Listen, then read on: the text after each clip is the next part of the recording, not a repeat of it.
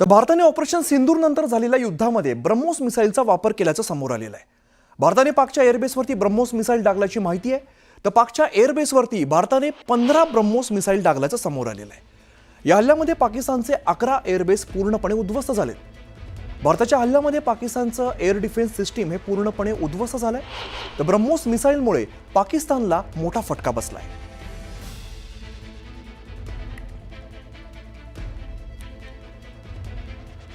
पाकच्या एअरबेसवरती 15 ब्रह्मोस डागल्याची माहिती समोर येते। आपण बघतोय ज्या पद्धतीने भारताने प्रत्युत्तर दिलं, यामध्ये 15 ब्रह्मोस डागण्यात आले। त्यापैकी ब्रह्मोसच्या हल्ल्यामध्ये पाकिस्तानचे 11 एअरबेस जे आहेत ते अगदी उद्ध्वस्त झालेले आहेत। पाकिस्तानची संपूर्ण एअर डिफेन्स सिस्टीम जी आहे ती यामध्ये पूर्णपणे उद्ध्वस्त झालेली आहे।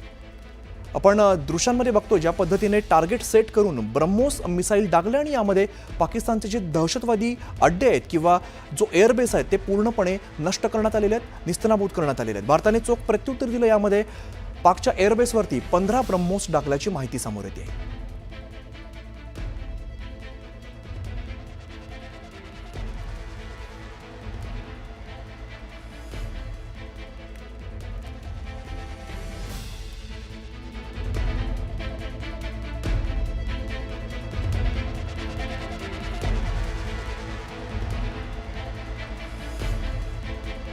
दरम्यान भारताच्या हवाई हल्ल्यामध्ये पाकिस्तानचे 11 एअरबेस हे पूर्णपणे नष्ट झालेले आहेत। अमेरिकेच्या द न्यूयॉर्क टाइम्स याने पाकच्या एअरबेसचं नुकसान कसं झालंय याचे सॅटेलाइट इमेजेस त्या सुद्धा प्रसिद्ध केलेले आहेत। यामध्ये हल्ल्यापूर्वी आणि हल्ल्यानंतरचे फोटो प्रसिद्ध करण्यात आलेले आहेत। भोलार एअरबेसवरील हँगर उद्ध्वस्त करण्यात आलेला आहे। हँगर म्हणजे ज्या ठिकाणी फायटर जेट पार्क केले जातात। तर पाकिस्तानातील महत्त्वाचा एअरबेस मानला जाणाऱ्या नूर खान एअरबेसवरील इमारत जी आहे ती सुद्धा उद्ध्वस्त केलेली आहे।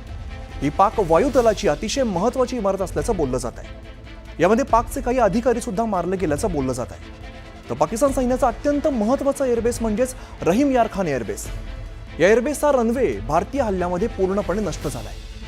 रनवे उद्ध्वस्त झाल्यामुळे पाकचे फायटर जेट इकडून उड्डाण घेऊ शकलेले नाहीयेत। सरगोदा एअरफील्डवरती सुद्धा भारतीय हवाई दलाने रनवे उद्ध्वस्त करून टाकलेला आहे आणि सॅटेलाइट इमेजमध्ये हे अगदी स्पष्टपणे दिसून येत आहे। तर अमेरिकेचे 20 पेक्षा अधिक सॅटेलाइट भारत आणि पाक तणावादरम्यान या ठिकाणी लक्ष ठेवून होते आणि याचं सॅटेलाइटने टिपलेले फोटो हे सध्या प्रसिद्ध केल्यामुळे पाकचा खोटारडेपणा पुन्हा एकदा जगासमोर आलेला आहे। तर आपण बघतोय भोलारी एअरबेस जो आहे तो हल्ल्यापूर्वी नेमका कसा दिसत होता आणि हल्ल्यानंतर कसा झाला। आपले मिसाईल्स डागल्यानंतर पूर्णपणे तो नष्ट झालेला आहे। पुढचा एअरबेस आहे नूर खान एअरबेस। भारताने नूर खान एअरबेसवरती सुद्धा मिसाईल्स टाकलेले आहेत, ब्रह्मोस टाकलेले आणि त्यानंतर तो रनवे जो आहे तो पूर्णपणे नष्ट झाल्याचं बघायला मिळते। त्यामध्ये सुद्धा हल्ल्याआधीची आणि हल्ल्यानंतरची आपण सॅटेलाइट इमेजेस बघतोय। यानंतर रहीम यार खान एअरफील्ड आहे, हे सुद्धा पाकिस्तानसाठी खरं तर अतिशय महत्त्वाचं एअरफील्ड आहे, ते सुद्धा आपल्या मिसाईल्समुळे नष्ट झालेलं आहे। पुढे सरगोदा एअरबेस आहे। सरगोदा एअरबेसवरती सुद्धा आपले मिसाईल्स पडलेले आणि या सगळ्या ठिकाणी आपण टाकलेल्या मिसाईलमुळे मोठ्या प्रमाणात पाकिस्तानचं नुकसान झालेलं आहे। दरम्यान भारताच्या दणक्यानंतर पाकिस्तान चांगलाच घाबरलेला आहे। 10 मे भारताच्या अचूक कारवाईमध्ये नूर खान एअरबेसला लक्ष्य करण्यात आल्यानंतर पाकिस्तानकडून मोठा संरक्षणात्मक निर्णय घेतला जातोय। सूत्रांनी दिलेल्या माहितीनुसार पाकिस्तान लष्कराचे जनरल मुख्यालय रावळपिंडीच्या चकालाला भागातून इस्लामाबादला हलवण्याचा विचार सुरू आहे। सुरक्षा दृष्टिकोनातून ही हालचाल अतिशय महत्त्वाची मानली जाते।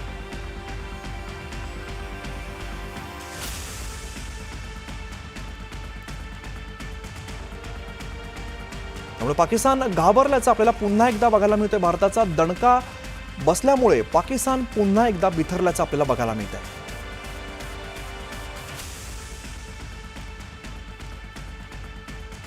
तर पाकचा नापाक चेहरा उघड करण्यासाठी भारतानं आता मोठं पाऊल उचललेलं आहे। दहशतवादावरती पाकिस्तानचा खरा चेहरा जगासमोर आणण्यासाठी सर्वपक्षीय खासदारांचं शिष्टमंडळ विविध देशांमध्ये पाठवलं जाणार आहे। या एका शिष्टमंडळामध्ये 5 ते 6 खासदारांचा समावेश आहे। अमेरिका, इंग्लंड, दक्षिण आफ्रिकासह विविध देशांमध्ये पाकिस्तानच्या खोटारडेपणाबाबत हे खासदार माहिती देणार आहे। एनडीच्या खासदारांना या शिष्टमंडळाचं नेतृत्व करण्याच्या सूचना देण्यात आल्या। तर संसदीय कामकाज मंत्री किरण रिजिजू हे खासदारांशी समन्वय साधतात।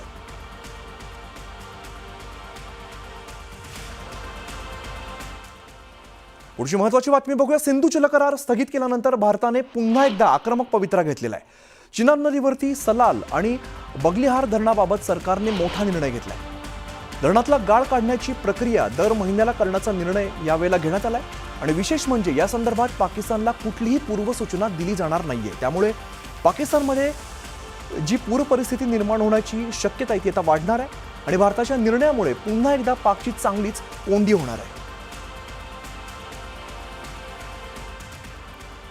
तर इकडे पाकिस्तानची पुन्हा एकदा नाचक्की झालेली आहे. जगभरामध्ये खोटेपणा पसरवण्याच्या प्रयत्नात असलेला पाक पुन्हा एकदा तोंडघशी पडलाय.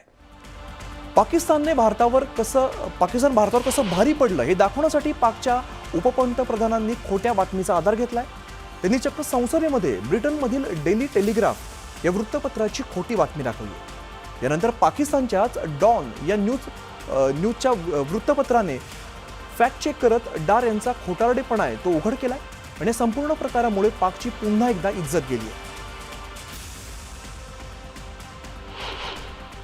अल्लाह के फल से उसको कोई डैमेज नहीं हुआ. व्हाट टू टॉक ऑफ कि वो खत्म हो गया. तो 6 जेट फाइटर्स इंडिया के गिराए गए, एक यूएवी गिराया गया. वो उनको ऑब्वियसली हजम नहीं हुआ. उसके बाद डिप्लोमेटिक, ये मैं नहीं कह रहा, ये टेलीग्राफ क्या लिखता है, Pakistan air force is undisputed king of the skies. अल्हम्दुलिल्लाह.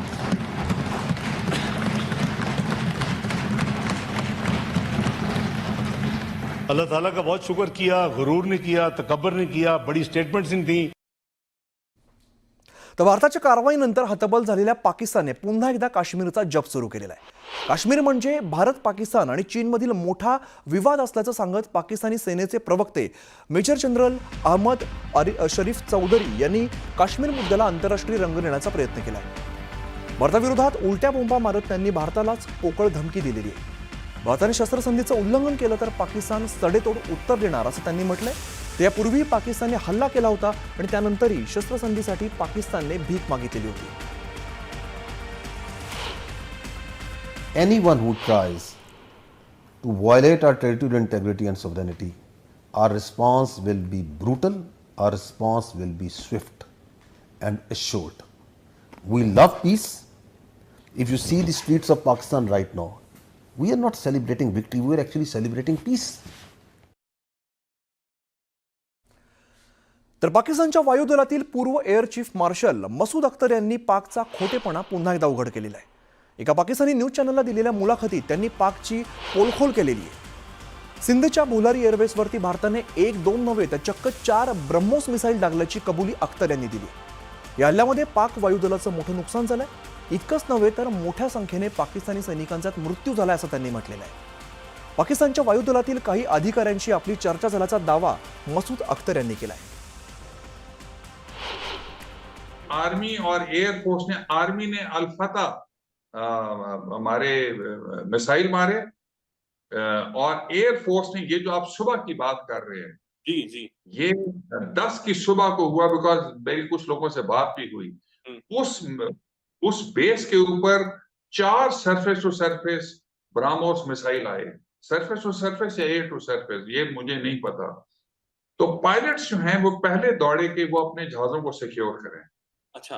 और जैसे पहला आया वो जूम करके ऊपर से दूसरा आया, फिर तीसरा आया, फिर चौथा आया, जो कि अनफॉर्चुनेटली बुलारी में डायरेक्टली आके एक हैंगर पे लगा जहां पे एक हमारा एवैक्स खड़ा था जो डैमेज हुआ, जहां पे शहादतें भी हुई.